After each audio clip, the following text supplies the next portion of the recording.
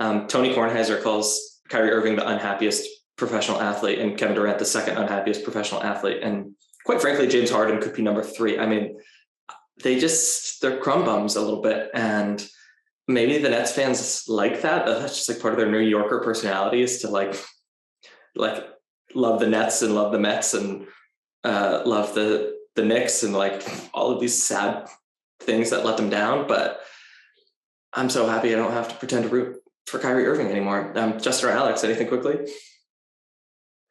I mean, listen, I hope that the Nets give Kyrie Irving a big old 5-year extension heading into this offseason. I would be really excited for that to happen because, frankly, outside of that first game in which he was a nuclear level scorer, and he can still do that, he's been a net negative this series. I mean, there's just kind of no other way to put it. He's been getting, in games 2 and 3, he got pretty soundly outplayed by Peyton Pritchard.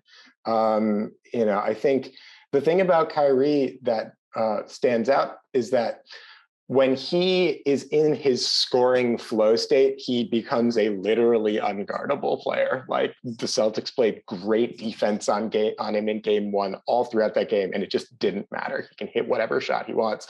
But the second he's out of that mental state, I saw a really devastating tweet, which basically just said that he was Jamal Crawford on a max contract. And it's like, he's better than Jamal Crawford, but there is kind of a vibe there of the fact that this is like a super high usage, ISO heavy scorer who doesn't really pass the ball and has always been a bad defender. And there are real costs to having that kind of a player on your team. I mean, the Celtics have been rocking with these kind of point guards for, the better part of half a decade, up until basically this year when Brad Stevens said, screw it, I want a giant defensive monster for my point guard.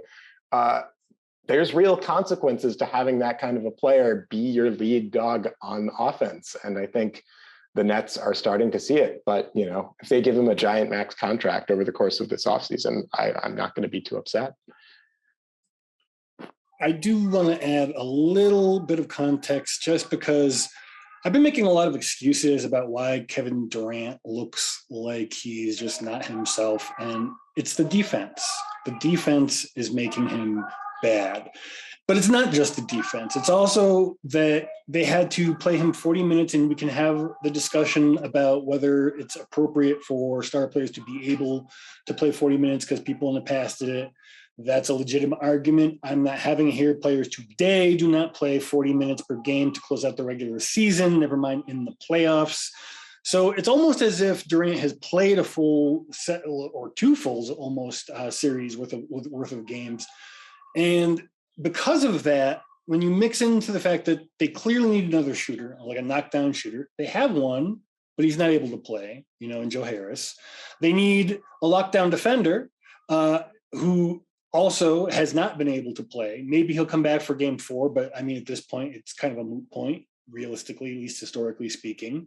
So there's all these different things going on with the Nets on how they could be a more formidable team. And they have been such a formidable team, even in this incredibly wounded state, that they have been able to stay right with the Celtics until at least this last game, where it really looked like Boston was in control from the start to the end. But in the first 2 games, they were in those games and looked like they had a really reasonable chance to win them.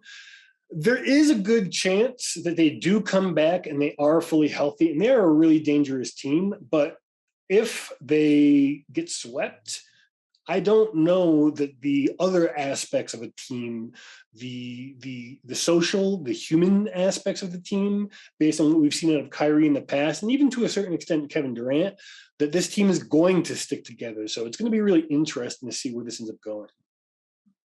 Teams that go up 3-0 in the NBA postseason are 143-0. So, as much fun as it was to break down that series, it's curtains. We don't need to spend any more energy on that. Sorry, Cam. I do just want to jump in, though, with one last bit of praise for just how absurd the Celtics defense has been over the course of these past 3 games. I mean, and specifically, I want to give a shout out to Al Horford. Al Horford has been playing out of his damn mind at 35 years old.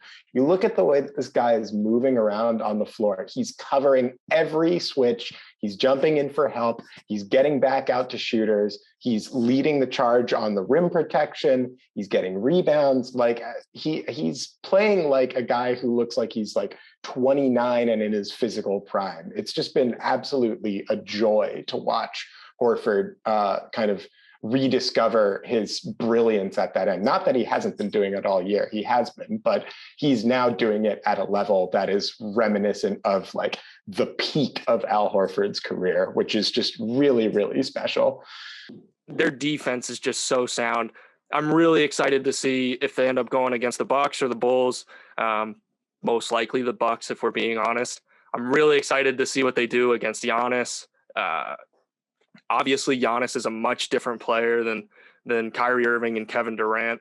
So it's going to be really interesting. I can't wait just from an X's and O's perspective, what they try to throw at him and what they try to do. Because right now, the Nets are just so one-dimensional. And the fact that the Nets can be so efficient from three in just about every game that they've played, game 1 and 2, the Nets as a team shot 45% from three. I don't know what they shot in game 3 last night, but, you know, if they can shoot 45% from three and Boston is still winning, that's impressive to me. That says a lot about what they're doing. Yeah. Cool. The Celtics defense is actually, it's been earning a lot of comparisons to the 2012 Memphis Grizzlies and how they defended Kevin Durant in that playoff series against the Oklahoma City Thunder. And it's true that schematically there are a lot of similarities, namely they're trying to push Durant off of his spots. They're trying to get it so that he doesn't even get a chance to get to the places that he prefers to score from. And they're just constantly sending bodies at him, whether it's on ball or off ball. But the big difference between the Celtics and that team is very much, as you pointed out, Alex, that they have a Grant Williams, they have a Marcus Smart, they have just more personnel that are capable of playing that way, not only physical defense and like, you know, kind of getting up into Kevin Durant's chest, but really staying glued to him and like running with him. There's no Zach Randolph that can be like drawn out into a switch or you know, Mike Conley that Kevin Durant can just kind of pull up and shoot over. Literally everybody on this team is big, physical, fast, and it's just a perfect blend of personnel and scheme that you want to have for a guy like Kevin Durant. Obviously, Peyton Pritchard doesn't quite fit that, but he's also playing like 8 minutes a game exclusively to be a microwave heat check guy. So it's kind of not the same thing. You mentioned Grant Williams. I just want to give a quick shout out to General Ulysses S. Grant Williams on Twitter, who has been keeping the faith on the Grant hive for years. Whenever there was a lot of controversy around Grant last year as to whether he could be an NBA rotation player, whether the Celtics should move on from him or not. And there were a select few people on Twitter, myself included, who still believed that Grant Williams would be an impact player. The General led the charge, so I want to give a shout out to that account specifically. So yeah, shout out. We were going to tag him for them. I don't know for this post anyways, because they were asking about our next episode, and I'm sure that they have rated and reviewed this high quality podcast on iTunes. Make sure that you do that as well. Make sure that you check out Alex Hoops on YouTube and Alex with the capital I Hoops on Twitter and Alex King, the Alex behind Alex Hoops. We'll get you out of here with this. I'll let you go last. You get the last word here. Let's 30 seconds or less. Everyone gets a little soliloquy on their favorite non-Celtics Nets series in the opening round. I'll go first to buy you all some time. I know that the outcome is probably guaranteed, but the Bucks Bulls series has been great. DeMar DeRozan is so fun to watch play basketball. I don't know if he is that good or if the Bucks are that inept on defense, but holy cow, it's like Durant. I mean, he just pulls up from 18 feet and it goes in almost every time. It's miraculous. And then to your point, Alex King, the way that Giannis affects the game, I hope never gets old for me, because he catches it at the elbow and then he takes a dribble and suddenly he just dunked on 3 Bulls players. I don't know if with the Chris Middleton injury, the Bucks are a championship caliber team right now. That's really up to Brook Lopez and Drew Holiday, but Yeah, I don't think Giannis is going to win MVP, but he's right there because holy hell. So as long as that Rust Belt Midwest battle lasts, I really, really enjoyed that. Alex Goldberg, favorite non-Celtics Nets series, opening round, 30 seconds or less. For me, it's got to be the back and forth between the Timberwolves and the Memphis Grizzlies. I love this series. It's been just twists and turns everywhere. Dudes playing above their expectations, below their expectations. Pat Bev is out here doing stuff. Like, this is an awesome, awesome series, and I'm excited to see it go to 7 games. Yeah, I'll just say, stay off the court. It's not about you. Dr. Quinn. For me, it's been trying to see what is going to happen with this Toronto 76ers series. It's been very interesting to see how Embiid has been dealing with his probably very similar injury to what kept Jalen out of the playoffs last season. He managed to put up something like 21 or 22 points and like 7 rebounds or something like that. I didn't keep track of the exact score, but he did it with almost no free throws, very little passing. It definitely has changed his game considerably.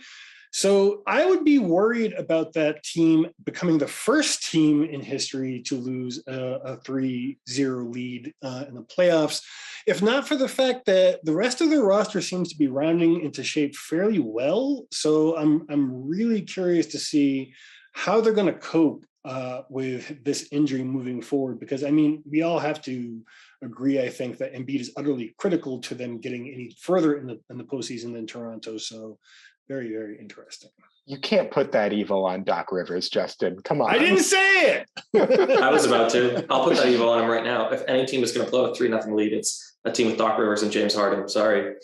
Alex King, you do great work over at Alex Hoops on YouTube and Alex Hoops with an eye on Twitter. Thanks so much for coming on the Celtics Lab podcast. Thanks for having me. Really appreciate it.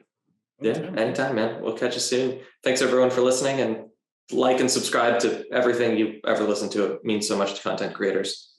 We'll see you soon. Let's go C's.